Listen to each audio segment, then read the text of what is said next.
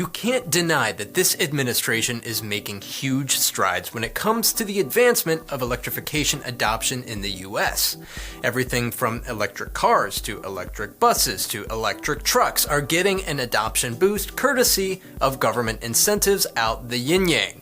Don't worry, we're not getting political. Instead, I want to take a few minutes to look at a few of the ways the feds have put their money where their mouth is in recent months to move the EV needle.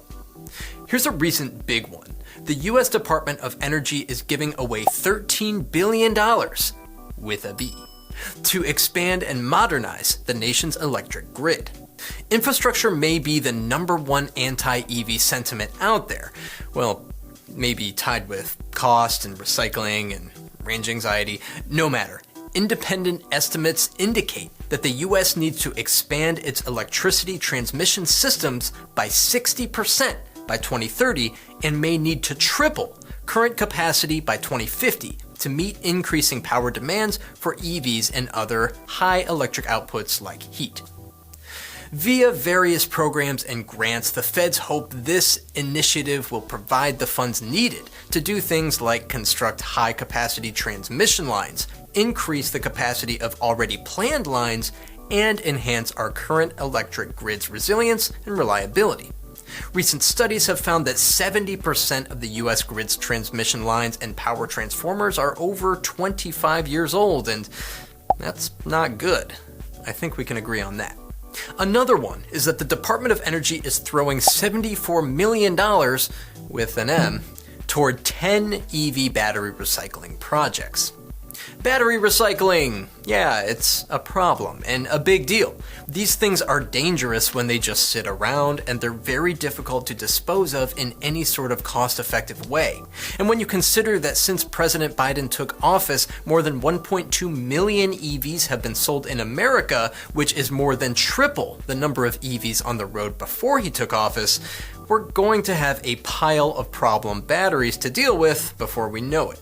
Also consider that demand for critical battery minerals like lithium and graphite are projected to increase by as much as 4,000% in the coming decades. To help with that, this latest round of EV funding specifically targets and supports the recycling and reuse segment of the domestic battery supply chain. Projects funded with this cash will hopefully lead to scaling up second-use research to integrate end-of-life EV batteries into new applications.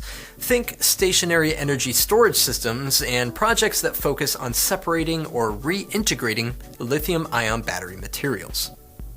Okay, time for one more. If you want to advance electrification, you might as well team up with somebody that has a proven track record of knowing what they're doing.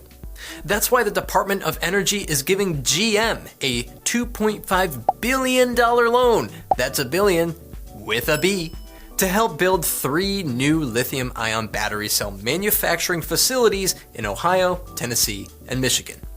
Now, Altium Cells, a joint venture between General Motors and LG Energy Solution, will manage battery cell production at the 3 facilities. Altium Cells must use the money to manufacture large format, pouch-type cells that use a special chemistry to deliver more range at less cost. So, infrastructure, recycling, cost, range anxiety. The feds are hitting them all. What does this mean for EVs in 2023? Give me a year or so, I'll let you know. My name's David Sickles, and this is the EV Impact Show. See you next time.